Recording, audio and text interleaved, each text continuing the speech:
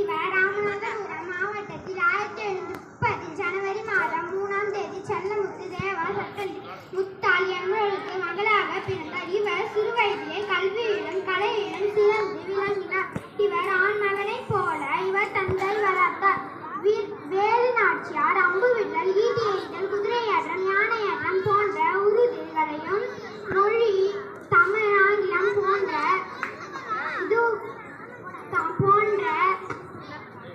இவருக்கு 16 வயதில் திருமணம் நடந்தது. இவர் சிவகங்கைக்கு ராஜாவாக இருந்தார். இவரின் கணவர் ஆங்கிலேயருக்கு கப்பம் கட்டாததால் போரில் உயிர் பிரிந்தது. கணவரின் இறப்பிற்கு பிறகு சகோதரருடன் இணைந்து சிவகங்கையை மீட்டார். பிறகு 25ஆம் தேதி 1796 இவர் இருந்தார்.